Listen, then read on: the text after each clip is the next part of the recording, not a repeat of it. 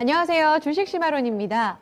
수요일 쉬고 났더니 한 주가 너무 짧게 느껴집니다. 벌써 금요일, 이번 주에 마지막 거래일로 주봉을 완성하는 날인데요. 하루 오르고 하루 내리고 이런 일들이 반복돼서 오늘은 좀 오르지 않을까 했는데 탄력이 아쉽습니다. 특히 장중에 거래소에서 돌아선 외국인들의 변심이 오후장의 장중 저점에서 크게 만회를 못하는 모습으로 이어지고 있습니다. 오늘은 이렇게 하락, 약보합권으로 거래를 마치게 되는 것인지, 그럼 다음 주 준비는 어디에 포커스를 맞춰야 할지 호흡이 짧은 요즘 더욱더 어렵습니다. 오늘도 강의를 통해서 응용력 높여보는 시간 가져보세요.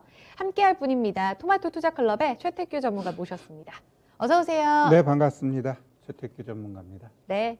자, 그러면 시장 분위기부터 좀 점검해 보겠습니다. 말씀드린 대로 오늘 지수가 장중 저점에서 조금 헤매는 모습 이어지고 있습니다. 어느 정도의 변화로 또 섹터 안에서 종목 안에서는 어떤 종목 위주로 좀 하락하는지 체크해 보죠. 김은별 캐스터. 네, 이번 주 마지막 거래일 시장이 오후장 들어서 조금 아쉽게 변하고 있습니다. 오늘 보시면 현재는 양시장이 좀 하락하는 모습이고요. 전과 후약의 모습이 뚜렷하게 나타나고 있습니다. 먼저 코스피 지수는 현재 약보합권 계속해서 횡보하는 모습이고요. 3,156포인트 터치하고 있습니다. 분봉 차트 보시겠습니다. 네, 오늘 오전장에서는 상승하면서 상당히 분위기가 좋았는데요. 3,200선에 대한 기대감이 한 번 더 올라왔습니다. 하지만 이 11시 구간 지나게 되면서 상승 탄력 빠르게 내려놨고요. 하락 반전하면서 약보합권의 시세에 머무르고 있습니다. 현재 구간에서는 3,160선 아래쪽으로 플레이됩니다. 수급도 보시겠습니다.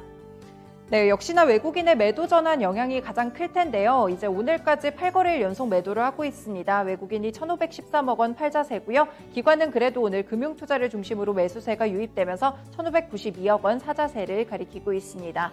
네, 개인도 현재 보시면요. 146억 원 매도하면서 지수의 하락 요인으로 작용하고 있습니다. 업종별로도 보시겠습니다. 네, 전반적으로는 약간 하락하는 섹터들이 훨씬 더 많은데요. 그 가운데서 일단 은행 섹터가 3%대로 무겁게 떨어지고 있습니다. 그 외에는 경기 민감주들 역시나 원자재 가격에 대한 이런 기대감으로 상승을 했다가 최근에 강한 차익 매물이 쏟아져 나오고 있는데요. 이 원자재 가격 자체도 조금 돌아서게 되면서 오늘 건설업 섹터 1.8%대, 철강금속 섹터도 1.5%가량 하락세를 기록하고 있습니다. 그 외에는 섬유의복 섹터도 1.7%가량 밀리고요. 보험 섹터 1.5% 밀리고 있습니다. 반면에 상승하는 업종들도 체크해 보시겠습니다. 네, 오늘장 운송장비 섹터가 1.4%대로 강한 반등이 나타나고 있는데요. 이 자동차 쪽 섹터가 좋으면서 이런 현대차 그룹주들이 섹터별로 영향을 주고 있습니다. 서비스업 섹터도 대형주들이 잘해주면서 1%가량 오름세고요. 전기전자 섹터도 0.5%가량 빨간불이 들어와 있습니다. 시총 상위 종목들도 확인해 보시겠습니다.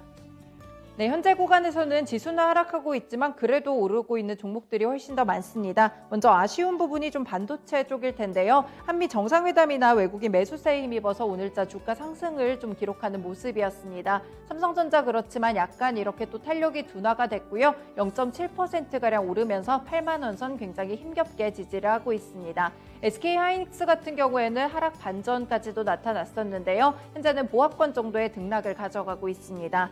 네, 그 외 2차전지 종목들에서는 LG화학이 오늘 1.7%가량 밀리면서 88만 7천 원 지나가고 있고요. 반면에 삼성 SDI는 빨간불이 들어오면서 64만 원 선 터치하고 있습니다. 네, 제약 바이오 섹터들 체크해 보시면요. 일단 모더나 코로나 백신이 최종 국내 허가를 받았다는 소식 체크해 보셔야겠고요. 그 외에 삼성 바이오로직스는 1.9%가량 밀리고 있습니다. 셀트리온은 반면에 강보합권의 시세 보여주면서 27만 원 선 넘기고 있습니다. 네, 그리고 언택트 종목들이 오늘 그래도 시총 상위 종목들 가운데 가장 견고한 종목들이 아닐까 싶은데요. 카카오 3.5% 오르면서 11만 7천 원 선 지나가고요. 네이버도 2%가량 강세 흐름을 보여주고 있습니다.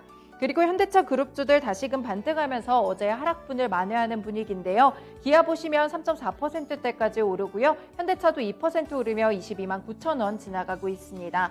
네, 그리고 포스코 체크해보시면 1%가량 하락세인데요. 철강 금속 섹터의 차익 매물 실현 같은 부분들 이렇게 포스코의 지수를 통해서 또 알아보실 수 있겠습니다. 네, 그리고 나머지 종목들 보시면 SK이노베이션은 오늘 0.9%가량 오르며 28만 500원 선 지나가고 있습니다. 특징주로 넘어가 보시겠습니다.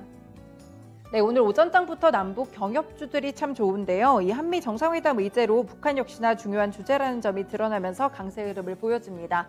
특히나 이 종목별로 경협주 안에서도 또 개성공단 관련 종목들, 의료 관련 종목들이 특히나 상승하는 모습인데요. 이 중기부 장관이 개성공단 경영 정상화를 위해서 적극적으로 지원할 것이라고 밝혔습니다. 시세 체크해 보시면 현재 오전장보다는 탄력이 좀 많이 둔화가 됐습니다. 지수와 좀 커플리 형상이 나타나지 않을까 싶은데요. 신원은 8% 오르면서 1980원 지나가고요. 푸른기술 5%대 강세입니다. 인디에프나 대오에일, 남해화학, 경농까지 현재 구간 빨간불이 들어와 있습니다. 네, 다음으로는 코스닥 지수 체크해 보시겠습니다. 현재 코스닥 시장 살펴보시면요. 마찬가지로 오전장보다 훨씬 더 좀 둔화가 됐고요. 약보합권 지나가면서 969포인트 터치하고 있습니다. 분목 차트 보시겠습니다. 네, 코스닥도 오늘 오전장에서는 상승하면서 이렇게 지수에 대한 기대감이 좋았는데요. 코스피와 마찬가지로 11시 구간이 고비였습니다. 이렇게 하락 반전하면서 약보합권의 시세로 전환이 됐고요. 970선 다시금 아래쪽으로 내려오고 있습니다. 수급도 보시겠습니다. 네, 보시면 개인에서는 1,049억 원 사자세인데요. 외국인이 오늘 또 869억 원 팔자세 기조를 보여줍니다. 기관은 관망세가 조금 짙어지고 있고요. 현재 구간에서는 39억 원 팔자세를 터치합니다. 네, 다음으로는 시총 상위 종목들 확인해 보시겠습니다. 네, 역시나 시총 상위 종목들이 그래도 분위기가 괜찮은 편인데요. 네, 전반적으로 보시면 일단 셀트리온 그룹주들 같은 경우에는 약보합권의 시세를 보여주면서 지수랑 비슷한 모습입니다. 네, 펄어비스 보시면 1.8% 상승하면서 6만 원 선 다시금 지나가고 있고요. 어제장 좋았던 에코프로비엠이나 이런 2차전지 관련 소재 종목들은 차익 매물이 좀 나타나고 있습니다. 에코프로비엠은 3거래일 만에 하락세를 나타내고 있고요. 현재 구간 0.6%가량 밀리며 17만 5천 원 지나가고 있습니다. 네, 반면에 오늘 SK머티리얼즈 보시면 3거래일 연속 상승불이 나타나고 있고요. 1.4% 오르며 33만 4,900원 지나갑니다. 네, 그 외의 시세들 보시면 시젠이 3%대로 오늘도 조금 급락하는 모습이 나타나고 있고요. 그 외 종목들에서는 HLB가 1%대 강세입니다. 콘텐츠에서는 스튜디오 드래곤이 빨간불 켜졌고요. CJ ENM은 파란불이 켜진 상태입니다. 네, 그리고 제넥신이 그래도 시총 상위 종목들 가운데 3%대의 시세를 가져가고 있고요. 10만 8,400원 지나가고 있습니다. 그 외 종목들은 대체적으로 1% 안쪽에 등락을 기록하고 있고요. 알테오젠 같은 경우에는 0.7%가량 오르고 있습니다. 네, 다음으로 특징주 보시겠습니다. 네, 김종인 전 국민의힘 비대위원장이 차기 대권 구도와 관련해서 윤석열 전 검찰총장과 함께 김동연 전 경제부총리를 높게 평가를 했습니다. 이 김동연 전 부총리에 대해서 나라를 경영해보겠다는 욕심이 있는 사람이라고 평가를 했는데요. 관련 종목들이 다시 한번 수면 위로 떠오르고 있습니다. 오늘장 보시면 PN통연이 25%대 강세고요. 윈하이텍도 부각이 되면서 20% 오른 5,080원을 지나가고 있습니다. 그 외에 아래에서도 좀 거론되는 종목들인데요. 코메론이나 대성산업, 젠백스링크, 코리아나까지 현재 구간 빨간불이 들어와 있습니다. 네, 지금까지 시장 상황 전해드렸습니다. 강의로 돌아가 보시죠. 네, 시장 분위기 봤습니다. 이젠 강의로 가겠습니다. 오늘 두 가지 이슈와 함께 여기서의 영향력을 접목시킨 전략으로 넘어가 볼 텐데요. 첫 번째 주제부터 함께 확인해 보겠습니다. 최근 들어서 SMR 많이 이야기를 들으셨죠? 기대감이 무성합니다. 스마트 원전 그리고 소형 모듈 원전 관련해서 다시금 이 정부의 반정책이었었던 관련 종목들이 힘을 받기 시작합니다. 기대감은 무성하고 내년 대선을 앞두고 이 빅픽처를 그리는 이런 리포트들까지 함께 나오면서 이런 움직임 속에서 어느 정도까지 기대를 하는 것이 맞는지, 이 시장은 과연 커질 것인지, 테마성으로 봐야 할 것인지 여러 가지로 좀 짚어보겠습니다. 먼저 원전 관련 종목들의 주가 추이 좀 봐주세요. 사실 뭐 대표주인 두산 같은 경우에는 두산중공업이 이번 정부 들어서면서 정말 크게 하락을 했었잖아요, 전문가님. 그리고 최근에 뭐 한전 KPS, 한전기술 너무 시세가 좋던데 네네. 이들 종목들 지금 어떻게 좀 점검하고 계신지 주가부터 좀 체크하고 갈게요. 네네. 네, 일단 주가 얘기하니까 그러면 이들 차트 보면서 네. 이들이 왜 이렇게 움직였을까 한번 살펴보도록 주목을 하겠습니다. 네. 자, 일단 한전기술 같은 경우 좀 가장 핫했는데 이 월봉 차트예요. 일봉이 아니고 월봉인데 얘가 14만 2천 원짜리가 12,000원까지 떨어졌었어요. 와. 그냥 만약에 1,000만 원 투자했으면 100만 원도 안 남았다라는 거죠. 그러한 종목이 이제 올라가고 있는 겁니다. 자, 그럼 얘가 이렇게 올라갈 수 있는 가장 매력적인 것, 그리고 또 얘가 이렇게 내려갔던 이유, 뭐 여러 가지가 있지만 뭐 현 정부 들어가지고 가장 피해를 많이 봤던 게 원전 쪽이거든요. 결국 이 원전으로 인해 가지고 뭐 한국전력부터 해가지고 이 관련된 종목군들이 거의 뭐 추풍낙엽이고 다른 종목들 올라갈 때 작년에도 어땠어요? 주가 흐름이 아주만 뭐 바닥에서 박박박박 기었습니다. 네. 그래놓고 지금 3개월 동안에 엄청난 시세를 보여줬는데 자 그러면 이거 한번 일봉 차트 볼게요. 자 일봉 차트 보면 얘가 밑에서부터 지금 뭐 한 17,000원짜리가 55,000원까지 올라가 버렸어요. 자 올라가 버리고 윗꼬리 달고 장대 음봉 팍 맞으니까 어떻게 돼요? 조정이 세게 나옵니다. 그럼 요번도 똑같은 모양새가 지금 연출되고 있죠. 특히 좀 아쉬운 부분은 이 고점을 얘가 여기서 치고 올라가지 못했다라는 것은 결국 다시 한번 요 모양새가 나올 가능성이 있다라는 거죠. 그래서 그러면 이 시점에서의 조정은 제가 봤을 때 더 큰 상승을 위한 조정이다라고 보셔야 될 것 같아요. 이 원전 테마 같은 경우는 결국 이 대선 테마로서 아주 뭐 어찌 보면 중심적인 코어적인 역할을 할 가능성이 높다. 왜? 이 대선은 결국 여당하고 야당하고 싸움입니다. 그럼 여당에서 가장 국민들이 저건 좀 잘못된 정책 같아라는 게 탈원전이다라고 봤을 때 그럼 야당은 짚고 넘어가 가지고 그것을 공략할 수 있는 게 원전 쪽이거든요. 그렇다고 하면은 결국 이번 대선에서 이 원전 관련된 종목군들 그리고 원전은 계속해서 내가 봤을 땐 일정 부분 더 이어져 가야 된다라고 보고 있거든요. 네. 그렇다고 하면 이 관련된 종목군들이 조정은 오히려 없는 사람들한테 매력적으로 보고 이런 종목은 짧게 보면 안 돼요. 크게 보고 좀 강하게 올라갈 땐 좀 매도하고 왜 테마성 종목은 강하게 올라갔다 죽였다가 이런 식으로 좀 반복을 많이 하거든요.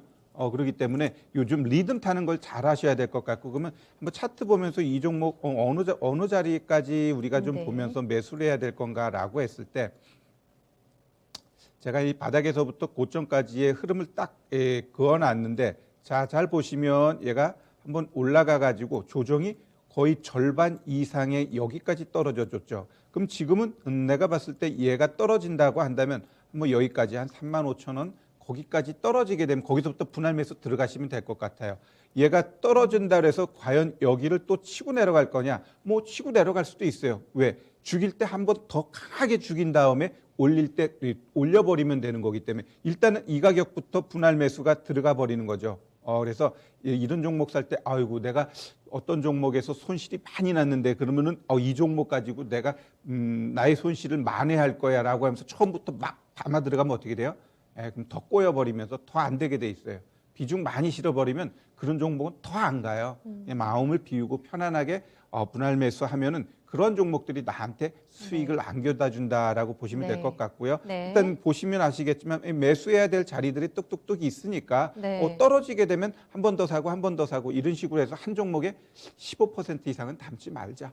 어차피 사야 할 종목들이 너무 많으니까. 네. 그래서 한전기술 같은 경우 그렇게 보시고요. 예. 또 하나 이제 한전 KPS도 거의 뭐 쌍두마차입니다. 아, 네. 예, 한전 KPS 같은 경우는 오히려 한전 기술하고는 다르게 같은 여기가 고점인데 더 치고 갔죠.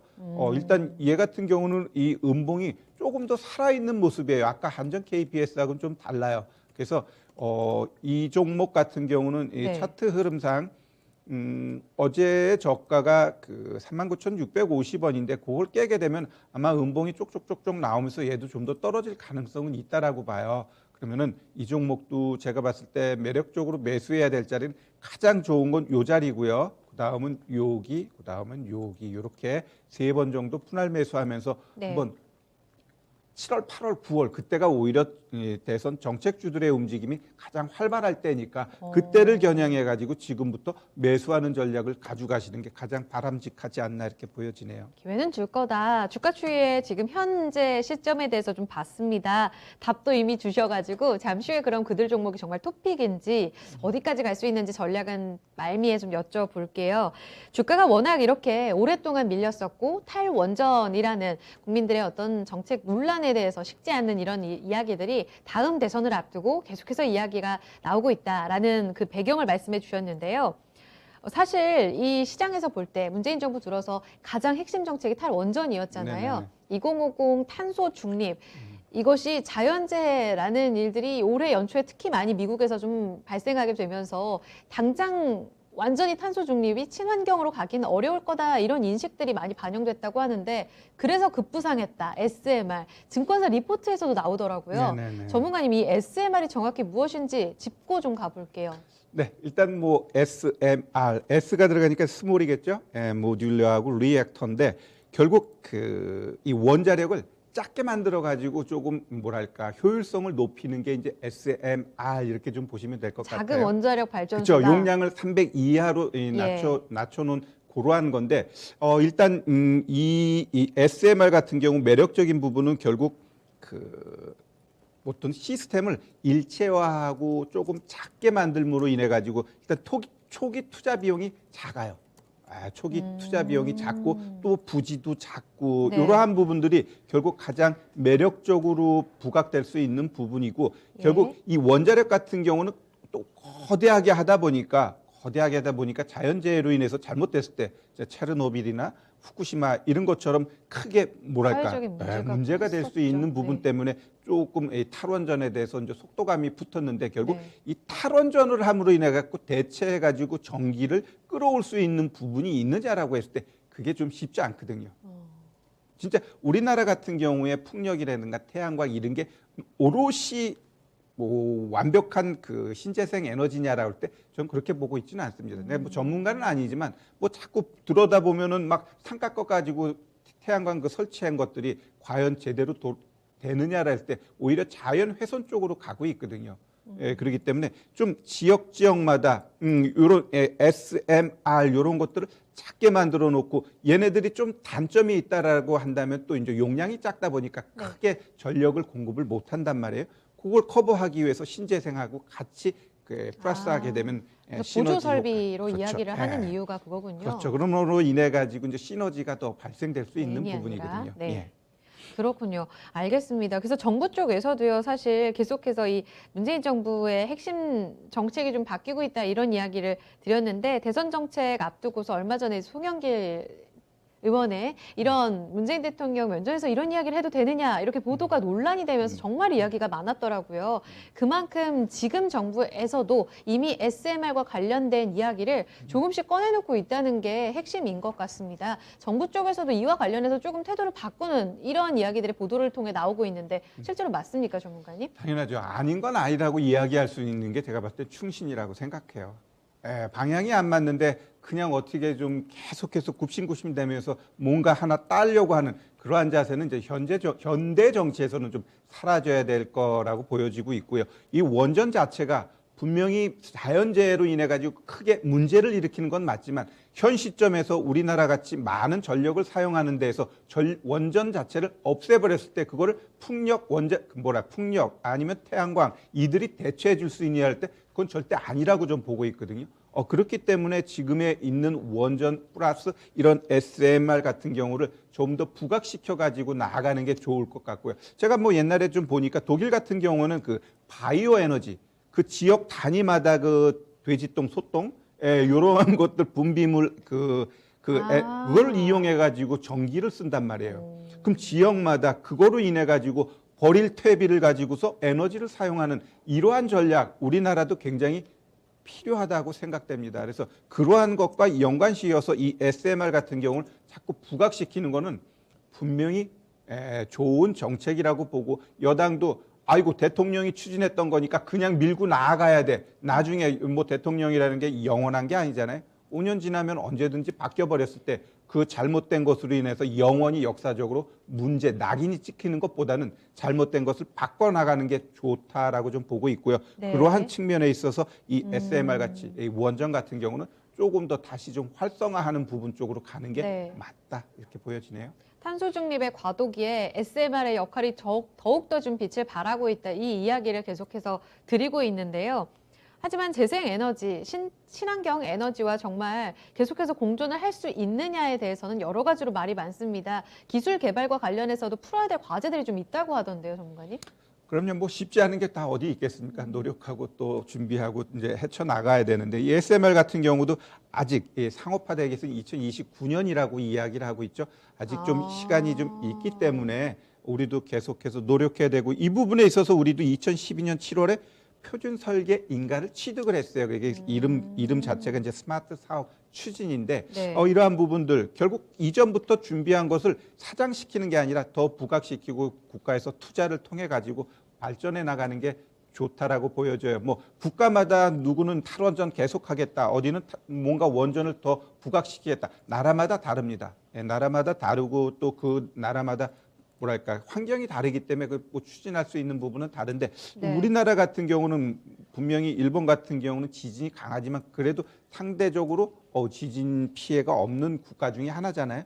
그러한 측면에 있어서 원전을 무조건 없애기보다는 좀 상황에 맞게 좀 한 단계 한 단계 나아가는 전략적으로 가면서 이러한 SMR을 좀 더 부각시키면서 가야지 나중에 그 신재생 에너지 같은 경우도 같이 융합시킬 수 있다라고 좀 보고 있습니다. 일단 뭐 일례로 뭐 제주도 같은 데 가보면 뭐 풍력 많잖아요. 네. 어떤 건 돌아가고 어떤 건 안 돌아가고 좀 그런 게 많은데 결국 지역마다 우리나라가 풍력으로 쓸 수 있는 지역이 딱 많지는 않다라고 그래요. 바람 이런 것들 영향 봤을 때. 그래서 풍력도 그 지역에 맞게, 그다음에 태양광 같은 경우도 단순하게 산을 깎거나 또 바다 쪽에다 이렇게 깔기보다는 그 지역에 맞게 좀 특수성 있게 하면서 SMR을 같이 융합시킨다 그러면 아마 전력 소비에 있어서, 공급에 있어서도 좀 더 효과적이지 않을까 저는 이렇게 보고 있습니다. 네, 이런 공감대가 형성되면서 미국에서 먼저 이런 움직임을 보였고요.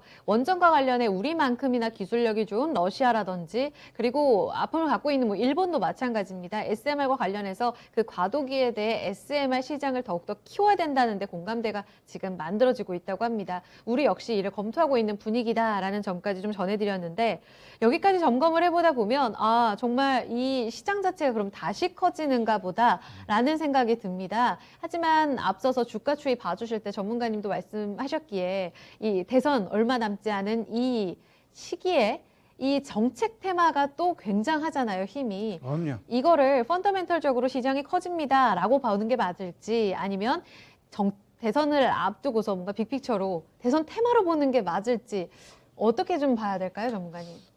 제가 봤을 때는 올해 가장 큰 화두는 결국 대선이죠. 특히 우리는 어차피 이제 주식하니까 모든 걸 이제 주가하고 연결시켜서 봐야 됩니다. 뭐 그렇지 않고서 그냥 단순하게 원전 얘기할 바에는 책 보는 게 더 낫겠죠. 그래서 이걸 과연 어떤 식으로 접근할 것인가라고 했을 때 잘 생각해 보시면 2021년도는 어때요? 작년하고 전혀 다른 시장의 흐름이 연출되고 있습니다. 어떤 재료, 뉴스, 대선 이러한 것들하고 엮이면서 주가들이 어떻게 돼요? 움직이고 있다라는 거죠. 그러면 이 원전 같은 경우도 제가 봤을 때 아직 누군가가 얘기한 건 없어요. 그러나 저 같은 경우는 한 달 전부터 한번 원전은 대선 테마로서 여러분들이 엮어서 봐야 된다라고 좀 말씀드렸고 결국 그러한 주가 흐름이 연출되고 있죠. 그러면 이제 주가의 흐름은 제가 봤을 때 시작이다. 과거 가장 핫했던 게 2007년, 2008년 이명박 정부 때 가장 4대 강으로 핫했고요. 그 다음에 뭐 박근혜 넘어오고 이랬을 때는 조용했어요. 그래서 요번 대선 같은 경우는 한번 어찌 보면 강하게 갈 수 있는 시점이고 특히 이런 테마주들이 가장 강하게 가기 위한 시장 조건은 뭔지 아세요? 시장이 지지부진할 때, 박스 흐름 갈 때. 시장이 작년처럼 드라마틱하게 올라가는데 누가 여기 테마 쪽에다가 관심 갖겠어요? 안 가져요. 기왕이면 현대차 그거 따블 먹는 게 낫지 위험하게 누가 테마주 하냐. 이런 식으로 시장 인식이 있기 때문에 올해 시장 같은 경우는 제가 봤을 때 작년 같은 드라마틱한 시장이 오느냐? 아니라고 보고 있어요. 그러면 오히려 횡보장, 약세장에서는 이쪽으로 수급이 몰리면서 오히려 더 매력적인 수익이 창출될 수 있으니까 우리 시청자 여러분들도 나 테마주 못하는데 그런 생각 갖지 마셔요. 왜? 시장에서 원하는 걸 우리가 매매할 줄도 알아야 돼요. 뭐 한전 KPS, 한전 기술이 나쁜 회사예요? 아니에요. 어지간한 뭐 제약바이오 종목보다도 더 안전할 수 있는 겁니다. 네. 그렇기 때문에 이들 섹터는 제가 봤을 때 조정 시에 오히려 7월, 8월, 9월 그때를 보고서 리듬감을 갖고 매매하는 게 좋을 것 같고요. 네. 그 알겠습니다. 탑픽 종목 그거 했나요? 그 전에 앞서서 저 또 궁금한 게 네. 그러면 이것이 정말 현실화되고 이 시장이 정말 커지게 되면 얼마든지 멀티플 상향도 가능하다고 보세요. 이게 테마성을 넘어섰을 때 펀더멘털적으로도 멀티플 상향 조정도 충분히 열려 있다고 보시는지도 궁금해요. 섹터 전체적으로. 당연하죠. 이제 뭔가 여당에서도 마음을 바꾸고 야당 쪽에서 그걸 강하게 트라이 했을 때 우리 그냥 한전 KPS 월봉 차트 한번 볼게요. 한전 KPS도 월봉 차트 보시면은 얘가 13만 5천 원짜리였는데 얘 2만 4천 원까지 떨어졌어요. 그러면 이러한 종목군들이 충분히 올라갈 수 있는 여건이 형성되고 그쪽이 방향이 잡히면 어떻게 돼요? 얘네들 매출도 늘어난다라는 거거든요. 네. 그렇다고 한다면 이 고점에서 저점 찍은 이 자리 제가 봤을 때는 제가 항상 이야기하지만 투자하는 종목들은 좋은 종목인데 바닥 따졌을 때 이러한 자리는 그냥 무조건 그냥 속된 말로 논밭 팔아서 살아 이런 얘기가 있어요. 그럼 이런 애들 올라가게 되면 어디가? 일단 여기가 단기 고점 자리인데 정확하게 딱 나왔죠. 그럼 일단 여기까지 1차 목표 보는 거예요. 이런 것들은 여기까지 올라가는 건 테마하고 관계없이 그냥 기술적으로 올라갈 수 있어요. 한 5만 원, 5만 1천 원 여기까지. 그다음에 여기를 똥 치고 올라가게 되면 어떻게 돼요? 그다음부터 무주공산입니다. 그래서 일단 이거를 5만 1천 원, 5만 원 치고 가게 되면 일단 2차 목표가 8만 원까지는 보자. 그럼 8만 원까지는 어떤 테마성 아니면 수급들에 의해서 한번 올려줄 때 가능한 이 가격대라고 봐요. 그래서 8만 원, 뭐 10만 원 이런 것들은 진짜 이제 세력들이 테마로 엮으면서 갈 때 한번 올라갈 수 있는 종목이고요. 얘가 역사상 신고가가 13만 5천 원이에요. 대한민국 주식 작년에 절반 이상들은 다 신고가 만들면서 갔는데 얘는 그냥 바닥에 있다라는 건 분풀이성, 보복 소비 막 이런 얘기 있죠. 그러한 측면에 있어서도 수급 어찌 보면 세력들이 가장 좋아하는 종목 중에 하나라고 보셔도 될 것 같아요. 얼마든지 올라갈 수 있는 공간이 높단 말이에요. 네. 과거 그리고 기업 밸류 이런 걸 전체적으로 봤을 때 거기다가 여당 야당이 같이 원전 쪽에다가 트라이하고자 하는 게 힘을 받게 되면 강하다라고 네. 했을 때는 이 종목도 이 자리에서 신고가 못 가라는 법이 없죠. 지금 만약에 얘 4만 원인데 13만 원 가봐야 4, 3, 12 5배예요. 그럼 작년에 5배 간 종목들이 무지기수잖아요. 그럼 이 종목도 여기서부터 5배 간다 그래서 누가 뭐라고 그러겠어요? 뭐라고 할 사람 없습니다. 오히려 자기 가치 맞춰서 갔다 이렇게 해석해도 될 것 같습니다. 그러면 대선 전에 이제 테마성으로 접근하시는 분들은 결국 대선 전에 이제 정리하는 게 맞는 건가요? 정책이 계속해서 나올 때 힘을 받으면 주가가 이제 슈팅이 나온다라는 말씀을 강조해 주시는 거잖아요. 매도 타이밍을 어떻게 잡나요? 자, 일단 이 대선 정책주 같은 경우는 보통 11월, 12월에 끝나는 게 많은데 오히려 대통령 취임하고도 올라가는 애들도 있어요. 그러면 이 원전 같은 경우는 누군가 여당이든 야당이든 됐어요. 근데 만약에 야당도 강하게 하고 얘도 강하게 하면서 우리 여당이지만 이제 원전에 대해서 좀 많이 믿을게요. 그럼 대통령 된 다음에도 어떻게 돼요? 얘 더 갈 수 있어요. 야당이 됐어. 야당 엄청나게 밀어. 그럼 대통령 되고 난 다음에 더 가게 돼 있습니다. 그렇기 때문에 이런 종목들은 보면은 엄청나게 올라갔다 내려갔다 이러한 걸 반복하는데 요새 가장 핫한 종목이 이 특수건설이라는 종목 우리 과거 거 한번 볼게요. 원전주는 아니지만 정책 테마로 올라온 종목 건설주 중에 중에서 대표죠. 얘 보면은 이명박 정부 때 그 4대강 때인데요. 네. 이 보면 이렇게 움직입니다. 얘네들이 한번 움직이게 되면은 장중에 이렇게 엄청나게 올라갔다 꼬꾸라지고 이제 마지막으로 이제 이렇게 딱 나와 버렸는데 그러면 이게 보통 한 4, 5개월 움직임이 연출돼요.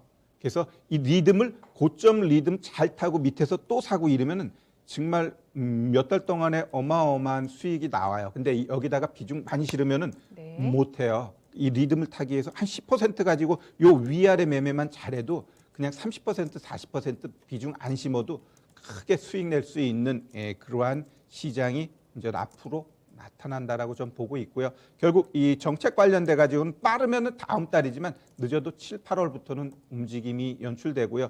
그 이전처럼 막 인물주 어느 동네 뭐 동문 이런 것들은 시절은 이제 지났어요.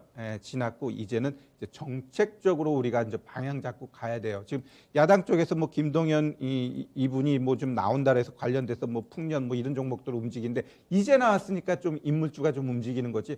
그 다음은 결국에는 정책적으로 이제 방향 그런 잡고 룰이 우리 가야 돼요. 정말 있나 봐요. 인맥주 그리고 그다음에 정책주 이렇게 공식처럼 정말 룰이 있는 것 같아요. 그게 그냥 기본 흐름이고 이게 사실 누가 잘 모르시는 분들이라면 굉장히 헷갈리거든요. 이게 누가 하는 거냐면 결국 인간이 하잖아요. 그럼 인간이 했던 건 과거에 했던 걸 계속 습관적으로 해 나가는 게 기본 틀이기 때문에 네. 어쩔 수 없어요. 그대로 갑니다. 전문가님, 그러면 토픽으로 지금 제시를 해주신 게 음. 앞서 저희 주가 추이 볼 때 한전기술과 한전 KPS였고요. 사실 두산중공업 역시 대표적인 원전 관련주 중에 하나 아닙니까? 네네네. 그리고 채팅창에 말씀하셨는데 한국전력도 탈원전 정책 때문에 큰 피해 보지 않았습니까? 이렇게 여쭤보셨는데 그렇죠. 토픽으로 좀 보고 계시는 종목의 추이도 좀 봐주세요. 자, 일단 우리 한전기술, 한전 KPS는 조금 움직임이 가벼워요. 그러니까 네. 난 좀 묵직하게 움직이는 걸 원해. 그러면 한국전력 권해드립니다. 자, 한국전력 같은 경우도 자, 먼저 우리 월봉부터 볼게요. 월봉 보면 어때요? 엄청나게 이 종목도 내려왔고요. 고점에서 저점까지 했을 때 얘도 지금 어때요? 아주 매력적으로 매수해야 할 자리에 있는 거예요. 그러면 얘도 보시면 아시겠지만 여기까지는 그냥 기술적으로 올라갈 수 있는 가격이에요. 한 27,500원은 그냥 올라가요.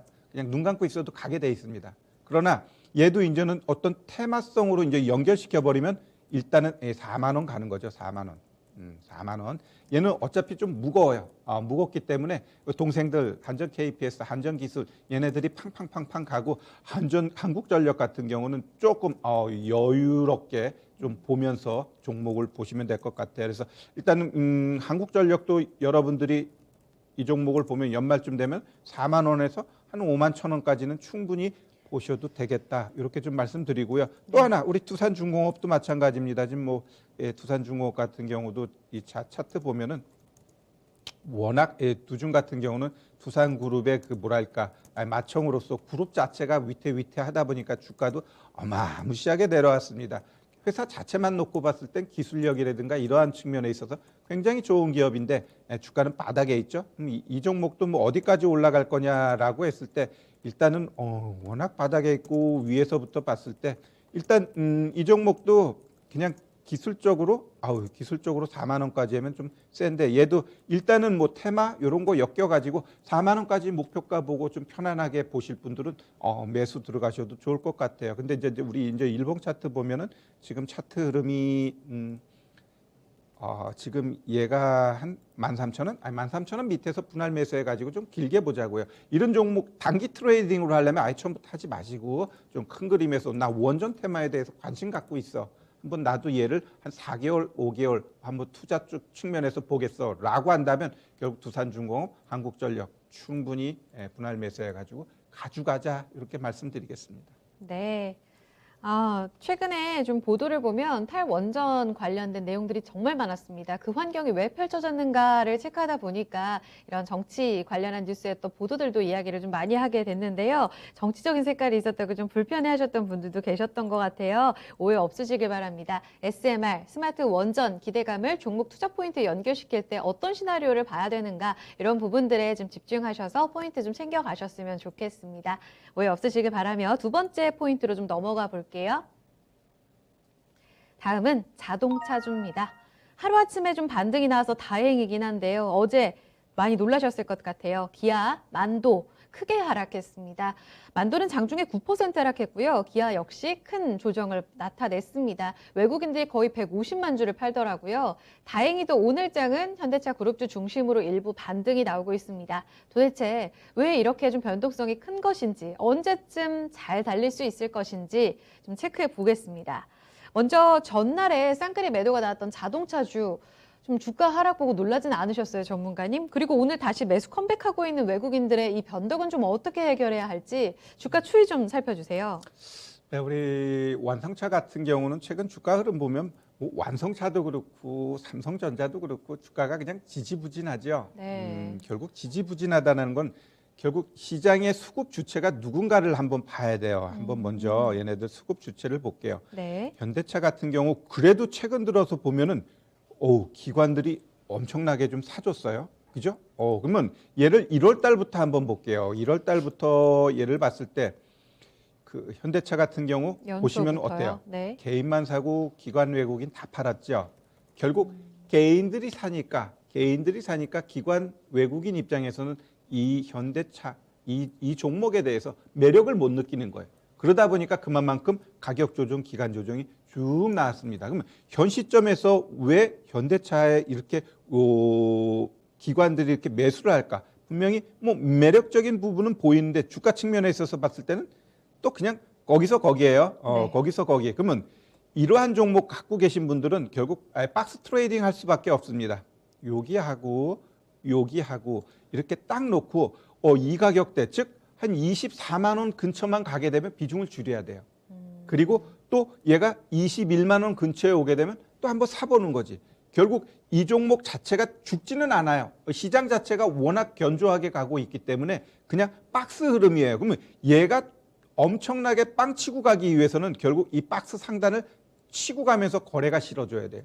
거래 없이 그냥 올라간 건 제가 봤을 때 다시 또 내려오게 돼 있어요. 그래서 이 박스 상단을 치고 간다라는 건 거기에서 물량까지 한번 나오게 되면 다시 한번 신고가도 가능합니다. 그러면 이 신고가가 가능할 수 있는 이 여건이냐라고 했을 때는 그닥 매력적인 여건은 아니고요. 일단 뭐 60일 이평선 여기서 공방하고 있고 지금 60일 이평선 자체가 어떻게 돼? 이 녹색인데 줄줄줄줄줄줄 내려가고 있어요. 그러면 여기서 지켜주다가 못 지켜주고 오히려 툭툭 치면서 이 박스 하단 치고 내려가잖아요. 그러면 이제 추가적으로 더 떨어질 가능성도 있다라고 봐요. 일단 시장 흐름에 따라서 박스 트레이딩을 하되 자꾸 이 이전 저점을 강하게 치고 나가게 되면 조심해야 돼요. 지금 요 자리에서 지금 보시면은 이 스탁캐스틱이 데드가 났어요. 데드가 났다라는 건 지금은 매수 자리가 아니다라는 거죠. 오히려 좀 매도 자리다 이렇게 보고 있는 거예요. 왜? 지금 박스 상단 어찌 보면은 이 박스의 중간엔 이 자리에서 오늘 나름대로 거의 뭐 한 3.9, 4% 올라가다 보니까 힘이 소진된 거죠. 그럼 또 다시 조금 더 내려올 수도 있고 결국 좀 박스 흐름 쪽으로 우리가 좀 보셔야 될 것 같아요. 만도도 마찬가지인가요? 어제 많이 빠져가지고 걱정스럽더라고요. 주요 이평선 회복 다 이탈했다가 지금 21선도 잘 못 지키고 있는데요. 일단 만도 같은 경우 빠졌지만 네. 잘 보시면 어제 저가가 얼마죠? 어제 저가가 61,100원이에요. 네네. 그리고 오늘 같은 경우 61,200원이야. 즉 어제 저가를 안 깨고 얘가 거기서 움직인다라는 건 한번 네. 버텨보겠다라는 거예요. 버텨보겠다라는 거고 결국 확인해 봐야겠네요. 61,100원을 깨게 되면은 이 자리까지 내려옵니다. 이 가격이 얼마냐면은 57,000원이에요. 결국 얘 같은 경우는 어쩔 수 없어요. 추세 자체가 이제 줄줄줄줄줄 내려가는 거기 때문에 네. 난 버티고 싶은데 얘가 61,100원 깨게 되면 다시 네. 한번 여기까지 내려올 거예요. 내려오고 얘를 깨게 되면은 분명히 여기서 공방하다가 다시 올라가든지 내려가든지 그러한 방향 쪽으로 네. 나올 거예요. 어제 그 하락에 대해서 장중 거의 막판 즈음에 보도들이 좀 나오던데요. 미국 법인, 기아차의 미국 법인 쪽에서 예전에 리콜했던 옵티마 소렌토 이쪽으로 다시 리콜에 들어간다 이런 보도가 좀 나왔습니다. 사실인지 내용 구체적으로 어떤 건가요? 네, 일단 뭐 브레이크 오일 쪽 관련돼 가지고 문제가 나타났다라는 게 지금 나와 있어요. 네. 일단 뭐 화재하고 이어질 위험성도 있긴 있는데 일단 화재 관련되고 인명 피해 같은 경우는 네. 아직은 발생되지 않았다고 이야기합니다. 네. 일단 뭐 리콜 같은 경우 한 85만 대 예정되어 있는데 일단 뭐 한 20%를 뭐랄까 교체해 줬을 때 비용이 한 700만 달러, 700억 정도 뭐 그렇기 때문에 크게 뭔가 크게 뭐 차지하고 있는 건 아니다 이렇게 좀 보시고요. 어차피 뭐 자동차 팔게 되면은 일정 부분 리콜은 다 있게 마련이에요. 뭐 최고차라고 하는 토요타 같은 경우도 미국에서 엄청나게 리콜 많이 발생되고 있는데 결국 이러한 리콜 자체가 주가에 뭐랄까 크게 영향을 주느냐 안 주느냐는 결국 주가의 흐름에 가장 민감하게 보시면 돼요. 주가가 올라갈 때 어지간한 악재 나와도 다 무시하고 올라가거든요. 근데 지금은 시장이 이제 박스 흐름이니까 이런 악재 나올 때 한번 풍 내려갔다가 그래도 나름대로 견뎌줄 때는 뭐 오늘 같은 모양새가 네. 다시 연출되고 있다라고 좀 보시면 될 것 같아요. 말씀하신 것처럼 뭐 자리도 중요한데 사실 2017년부터 지금 대규모 품질 관련해서 이런 논란이 이어지고 있고 매번 그 이야기가 나왔을 때 현대차도 가끔씩은 흔들리기도 했었잖아요. 이번 기아 쪽에서의 이 리콜 관련 품질 비용 이슈가 다시 또 주가의 발목을 잡게 될까요? 지금 너무 분위기가 안 좋아서요. 근데 지금 제가 봤을 때는 먼저 기아차 같은 경우 차트 보시면은 네. 그닥 이 영향을 받고 있지 않다라고 좀 보고 있어요. 차트 흐름 다행이네요. 보면 어때요? 만약에 얘가 진짜 문제가 되면 기관이고 외국인이고 시장에다 확 던져버립니다. 그러면서 7%, 8% 폭락 나오고 이전 저점 깨고 내려가게 되면 네네. 거기서는 어쩔 수 없어요. 같이 매도해가지고 반등 나오더라도 손절 쳐야 돼요. 그러면 지금 이 기아 현대차 같은 경우 네. 오늘 같은 경우 오히려 그 악재가 있음에도 불구하고 뭐 유럽 쪽에서 좀 좋은 뉴스 나오니까 잘 됐다고 하더라고요. 장 초반 강하게 올라갔죠. 올라가지만 또 크게 치고 못 올라가는 건 네. 이 종목들이 지금 위치가 네. 뭔가 치고 올라가기도 부담스럽고 그렇다고 여기서 치고 꿍 치고 내려가기도 뭐 아쉽다라는 거죠. 그러한 부분들이 결국 수급 측면에 있어서 기아차, 현대차는 기관들이 열심히 사고 있어요. 반대로 저는 우리 이 외국인이 여기다가 이제 매도를 하는데 얘네들은 내가 봤을 때 공매도 치지 않나 이렇게 생각됩니다. 결국 공매도하고 기관하고 이제 싸움 이러한 부분들이 결국 이 주가 흐름 향후에 어떤 쪽으로 나타날 거냐. 네. 결국은 이 기아, 현대차, 뭐 삼성전자 이런 종목들은 시장 전체적인 흐름하고 같이 보시면 돼요. 지금 시장이 죽어요? 안 죽어. 그럼 얘네도 그냥 박스 그냥 횡보한다라고 보시면 돼요.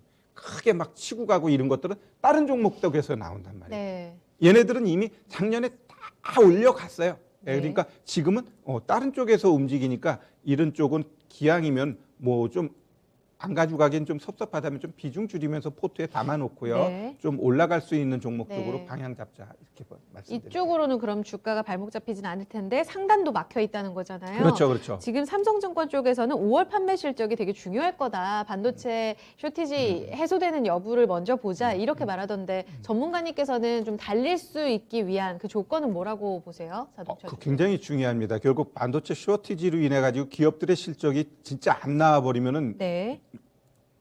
큰일 나는 거죠. 왜냐하면 작년에 올라갔던 것들이 미리 선반영하고 꿈과 희망을 갖고서 엄청나게 올라갔는데 괜히 반도체로 인해 가지고 물량 나가는 게 줄어버리고 생산도 차질이 있고 이렇게 되면은 주가는 한 단계 다운될 가능성이 높아요. 그래서 네. 앞으로 나오는 실적 결국 반도체 쇼티지로 인해 가지고 완성차들이 매출이 줄어들었어라고 했을 때 굉장히 조심해야 네. 되고요. 네. 그리고 우리가 지금 이 시장에서 하나 봐야 될 부분은 네. 우리 인플레이션 얘기 많이 하죠. 지금 과연 앞으로 시장이 하이 인플레이션이냐 아니면 스태그플레이션이냐, 즉 성장하면서 물가가 올라갈 것이냐 아니면 성장은 막혀버렸는데 물가만 올라갈 것이냐. 만약에 그러한 상황은 결국 쇼티지 이런 게 나면서 기업들 성장 못 가고 그냥 물가만 올라가게 되면 더 큰 문제가 발생될 수 있는 네. 부분도 우리가 참고하면서 해보자. 시장을 대응해야 됩니다. 환경을 봤을 때 지금 자동차주는 쉽지 않겠는데요. 토픽이랑 가격 전략은 좀 어떻게 보세요?